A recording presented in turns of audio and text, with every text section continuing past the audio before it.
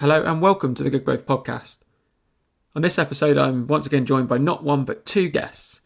And today's theme really delves into truly defining what a good customer experience looks like, as well as the importance of joining up both the pre and post-purchase experience for customers and the business, in turn helping businesses maximise a customer's lifetime value.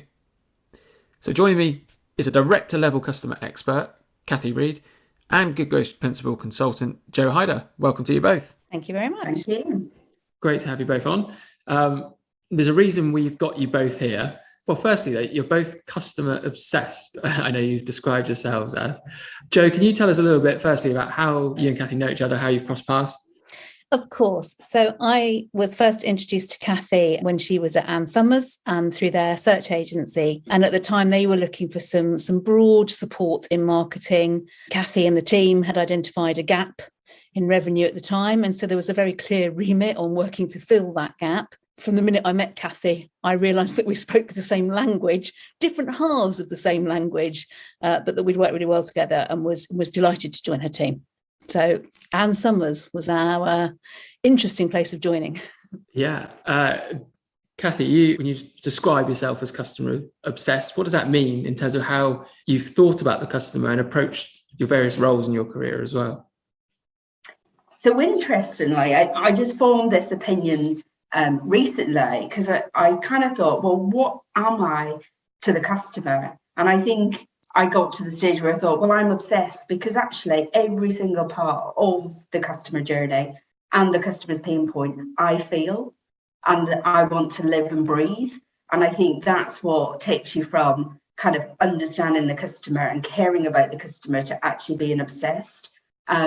And I think that in the roles that I've done, including my time in Ann Summers, I think customer has always been a really big part of my career. And it's my career. I only had customer in my title from 7 years ago, my first role, but actually all my roles have been centred around customer and people, starting from in the retail sector on the shop floor, right to head office support roles. So really interested, I think my customer obsession comes from being a customer, spending time with a customer on the shop floor. And then when you get into the digital and e-commerce space, it's about understanding and seeing feedback, data, analytics that tell you where the customer is either having a great time or they're having some pain. So I think that leads to that customer obsession. Absolutely. And you've just touched on a little bit there of your background and the job titles you've had. You've worked across a few different well-known brands. Have there been some similarities in the challenges you faced across those brands? Yes, I would say when I moved into customer leadership roles, I think it moves you away from kind of channel customer issues to more broader holistic business ones. And thinking about, in a previous role, it was about putting the customer at the heart of the business. And really, what did that mean? Like, that's a great strategic ambition. But in reality, what do you have to do? And I think in most of the roles, changing culture and mindsets to make sure you move from a cost to serve customer model to really thinking about this customer lifetime value and what would happen if customers had great interactions every day with your brand. And also, I think what runs through all of them is I think they start off with recognizing a challenge in customer service. So they hear from customers through feedback and from social where the customers are not having a great experience. And the roles kind of start at there. And then they kind of scale into, okay, so if customer service is now operating really well, why have we still got issues? And what does that mean? And I think that's moved my roles on from customer service to really thinking more broader and more customer experience. Yeah, there's a key difference there. And I think you've explained that quite nicely. In your more recent roles, though, you've focused more on the post-purchase experience. What does that broadly entail? Well, I think, as everyone, you talked about us being a digital and e-commerce expert, and I'm delighted to be put in that category, having spent most of my life in store and bricks. But I think in the digital shift that we've seen, the seismic shift to online sales in 2021 through the pandemic, It really has brought to the forefront post-purchase. And because there was natural challenges to the pandemic, it's an easy place to start because it's a real obvious pain point and where you can get data and analytics to say what's happening in that customer journey. So I think for me, looking at post-purchase, what I'm not talking about is just customer service. I'm talking about all the things in that post-purchase journey. So from the communication, from I've had my order confirmed to I've had it delivered, to thinking what is the right delivery proposition and promise for the customer. And also returns. I think that's been probably one of the biggest challenges, because while people were so focused and outbound and getting a delivery to a customer, I think the returns element become that lesser part of the operation. And I've seen that being a particular place where I've spent a lot of time looking at returns journeys, how to have the right experience and create the right journeys for the customer. And then looking at the review feedback cycle and then into customer service. So I think for me, I very much see customer service just at the end of that post-purchase journey. And it is for some a key part of the journey, but for others, hopefully, because the other elements of the customer experience have been well thought out and delivered, then there's no need to contact customer service. Yeah, there's some pretty important aspects you touch on there. It sounds like really it's just about giving the customer confidence to purchase with you again, and that post-purchase experience. There's sort of various elements in there where you can inject that confidence, as I think you're touching on there, sort of the returns experience with how you communicate them, say via email or SMS or whatever afterwards. Would you go along with that?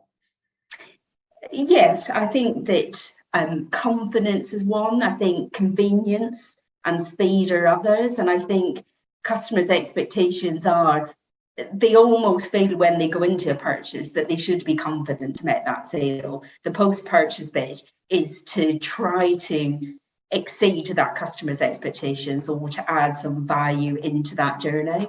And I think if you just see post-purchase as transactional, so I will ensure somebody's communicated, I will ensure we answer on time, I will give a response that resolves with customer. But if you then say, well, I'm going to inject a bit of brand personality, I'm going to inject some surprise and delight into that post-purchase, that's where you start to add real value. And I think that, people can look at post-purchase and see it as a kind of customer operational type role. But what I think you should really be doing is just see it as an extension or a key part of that customer journey. And really all the journeys are what makes up that customer's interaction with you and really takes it from a great experience or a good experience to a great experience. So I think that, to your point, post-purchase is important, but if it's just transactional, then if you get it wrong, that's a big problem. Whereas if you're injecting more things in your post-purchase journey, then I think you get a little bit of opportunity to get it wrong and to put it right. Yeah. Joe, actually, I want to bring you in now, if that's all right, because I want to talk a bit about obviously your customer background, but also your brand experience. And so from the brand's perspective, Cathy touched on it slightly there with the sort of surprise and delight elements. How can, from a brand perspective, you add and improve that customer experience? And why is it important to have that synergy between teams across the business to help develop such a great customer experience? Yeah, sure. I mean, I tend to view brands as a product or a service with a layer of magic wrapped around them, ultimately. And it's the magic that makes the difference. It's the magic that makes the value. It's the magic that's been built up over years and years of storytelling and building stellar reputation through everything that you do. And so as a brand, every touch point that you have, however insignificant it seems, it's a chance that customers have got to interact with you. It's a chance that you've got to reinforce who you are as a brand, what you stand for, your values, your purpose, that sort of thing. And as Cathy said, to surprise and delight a little bit. And that might be through brilliant packaging. It might be through customer experience. It's almost endless, but almost the smaller, the least significant it appears, almost the bigger the opportunity to surprise, I think, in some ways. And it's about, how do you make somebody feel? So how do they feel when they visit your store? But how do you replicate that feeling online? How can you demonstrate your personality? You're going to have to work much harder online to demonstrate personality, and to get your brand voice across. And how you go about doing that consistently, which is a real challenge. And it's often an area that's forgotten, because it does kind of fall into that sort of transactional sort of service area in some aspects. And the brands that do it right can have huge advantage here and really drive commitment and advocacy, which have got huge value. And I think it's a chance to demonstrate humanity, to be a bit more human, sharing an infectious energy around something at a point in time when normally interaction's a bit more transactional. So in my mind, it's a chance to sprinkle a little bit of that magic that changes a product from being a product into a brand. Yeah, that completely makes sense. And Cathy, what would you say like the joining up then of an end-to-end customer experience looks like in order to essentially have promote this great message, say from the minute a customer finds out about it to that post-purchase experience that you talked about earlier? I suppose for me, it's important to understand, and I don't want to use just marketing language, but the key moments that are going to make the difference in the journey. So from I first interact with your brand, maybe in social, what metrics or what do we want to be evaluating at that stage, to the fact that is an easy checkout experience going to make the difference. And I think if a business can say, okay, I've got 6 or 7 moments of truth, that gives you real opportunity to review them through the lens of a customer and what's a happy and unhappy path. And that starts to then understand where maybe there's pain points, but where there's opportunities to surprise, delight, or over-deliver to improve that customer experience. So I would say here, to Joe's point, it doesn't always have to be about the additional. It can just be exceeding some expectations, but you really need to know where you think you'll add value, or else you could just spend your time mapping every single journey across every single interaction, across every single customer segment, and you just get yourself really tied up. So I take a very pragmatic view. And the first bit is understand what the pain points are and try to deliver quickly against the big ones so you can make maximum impact. Then think about more holistically that customer journey, map it through your best customer's eyes, and then try to make that journey as engaging and bringing the brand to life as possible. So that's my kind of stance on it. Yeah, so I guess developing a consistency of experience for the customer throughout the journey is sort of what I'm hearing here. So they get the same perception and I guess warmth from the brand throughout, rather than having spikes and then periods of in a certain area the experience isn't quite as well developed, and so they don't quite see the value from that. Yes, what you don't want to, and what I try to see, is you don't want to overpromise and underdeliver. So I try to tend to start to, well, what are the absolute, or what I almost term the hygiene factors, where you get it wrong, it's just not good enough, because you can have a really great experience or a surprise at the end, but if fundamentally you haven't communicated when the deliveries come in, that's a problem. So you kind of have to split your strategies into saying, okay, is there some, basic hygiene factors that we're not delivering upon? And then you can layer on. If you stick to and get excited about exceeding, surprise and delight and using all the buzzwords, you'll probably miss the basics, which is actually people just want to trust that if I make a purchase, I'm going to get it. They want to be, you started off by saying, Dan, they want to be confident that they've made the right choice. So it's using that kind of language and the stuff that isn't probably as exciting, but actually makes the bolts of just a really good experience with the business. And then you can really start to target and think, to Joe's point about, well, the brand, the purpose, the values, how can we describe that through the journey? So whatever is important to you, that you can see that value throughout your journey. But to me, you just start at the beginning and just assess the business through the eyes of a customer and how their experience is. Touching upon here the sort of all elements of the customer experience, part of that is sort of front-loading and acquiring new customers. But in your experience, Cathy, how really sustainable is it for businesses just to be focused at the top of the funnel and acquiring new customers to drive growth? I think it would be fair to say sustainable businesses can't just continue to acquire, because the cost to serve naturally increases every year, whether that from a Google search perspective or just a cost to serve through deliveries and refunds. So for me, it is all about, I think you should start with customer lifetime first and work backwards, so that you know what would a customer be thinking, feeling, doing if they were advocates, if they were people who would go to you first if they had something to purchase.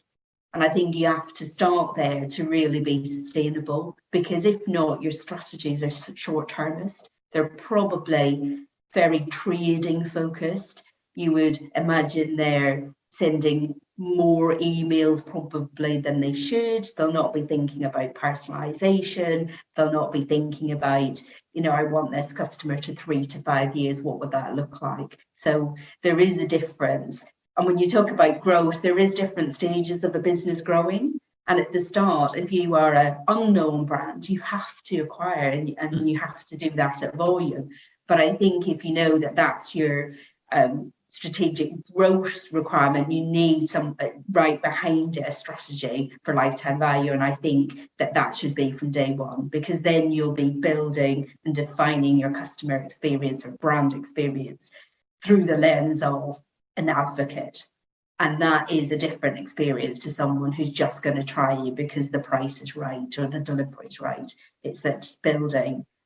Somebody said to me, is about building fans, not customers. And those that have fans are the most profitable businesses. And I think that's what Jo touched about when she talks about that advocacy piece. So I really believe that is central to moving you from a one-time purchaser to someone who purchased multiple times. That's a great point. And Jo, if you don't mind, I'm going to put you on the spot with this one slightly as well. But as Cathy's touched on it, what are really the drivers behind building customer lifetime value? It seems like advocacy is certainly a big one, and having, like I said, fans of your brand. Yeah, I mean, I think, as Cathy said there, it is about exceeding expectations from the very start. If you start with the end in mind of, I'm going to serve you for your entire life, or as much of your life as the product in question is relevant for, and work back from there, then you're starting to think about things all the way through the funnel and back round, because it's not just about how do I acquire you and serve you, it's about what can I do afterwards. So if you take, I don't know, a consideration product, I don't know, let's take a bike. At the time you've bought a bike, I know where you live and I know that you like cycling. So, once the bike's been delivered and it's in your hands, there's a great opportunity to follow up to say, how are you getting on? Here are some cycle riders that are near you. We know where you live, but it's not expected. And I think that's the point is, if you do something that goes beyond just serving, that's the kind of thing that you're going to share with your friends. That's the kind of thing that's going to make you recommend that brand in the future. It might make you come back around the circle when you're ready to buy again. So it's about being the best friend almost that you can be to your customer, rather than just a sort of servant mentality. I think that's probably how I would describe it. Yeah, no, Cathy, would you echo that? Anything you would add as well? Do you know what? I totally agree with Jo. I think that's the absolute differentiator. You will make different decisions if you think about somebody through a life cycle, that they're going to be with you and they're going to shop multiple times. And I think if you start there, you can start to be a bit creative in how you communicate. So you go from, I want to sell you stuff.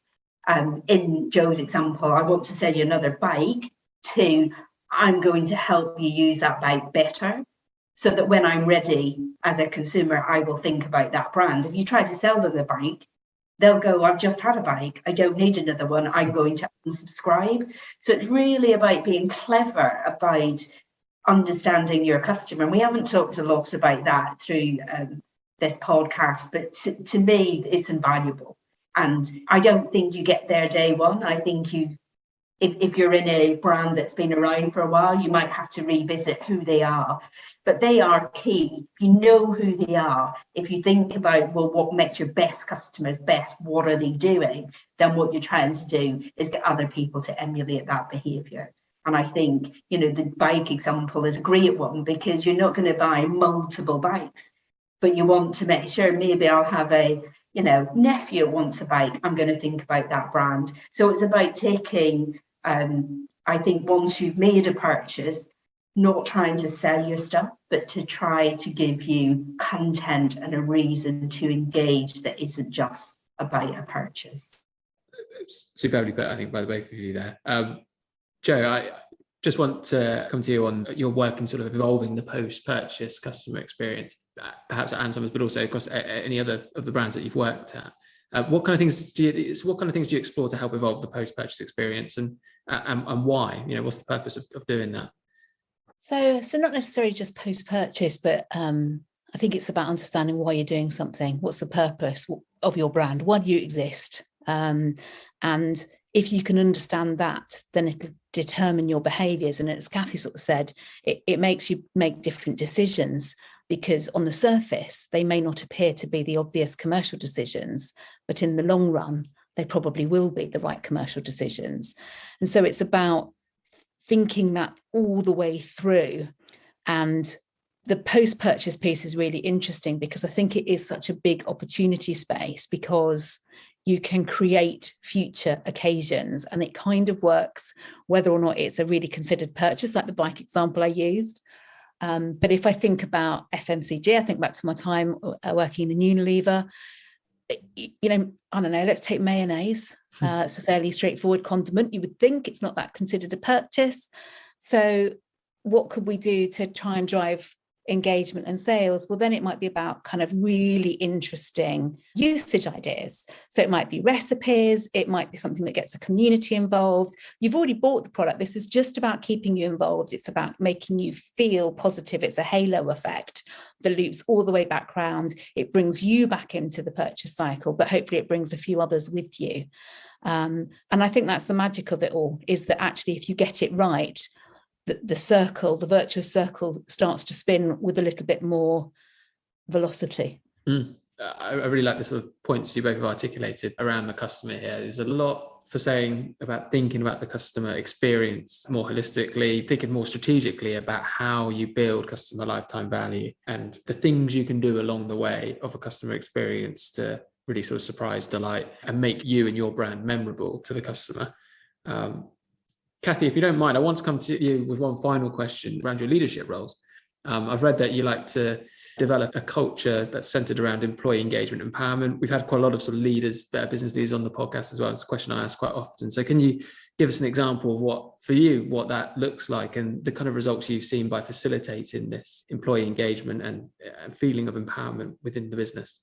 Yes, no problem. So I think for me, I talked very early on about, for me, it's about customer and people. So there's the customers, the people who you serve and ultimately pay your wages, but it's the people within your business who are more day-to-day serving them customers or serving the needs of them customers. And I think if you think people first, they'll put your customers first.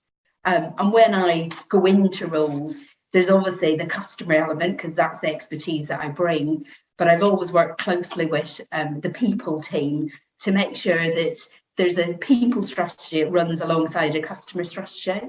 And one of the things I've been doing in my last 3 roles is bringing in really an advisor voice, so that when I join, I recognise that I am not the expert on what the customer is experienced day in, day out.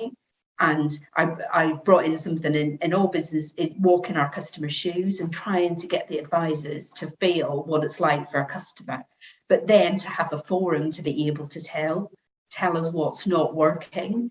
And when you bring that in, and then you fix some of it instantly, and you can say, you told it, you said, and we did, I think it's really powerful. And what I find there is you get really good sentiment from how they feel. They understand the culture you're trying to evolve, which is we're always listening and we're always trying to improve. But also it looks at retention, because they think, well, I'm being listened to and I can see the difference it makes.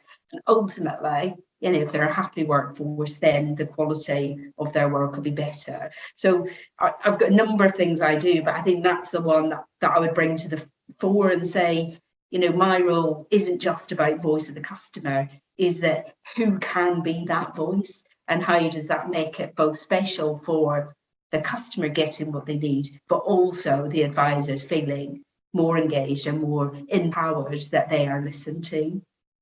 Brilliant, fantastically summarised. Thank you, Cathy. And Joe, Cathy, brilliant to have you on the podcast. It's great to get your views. You definitely are experts in your field. I appreciate your modesty despite that. But no, it's been brilliant to have you on. Thank you very much for your time.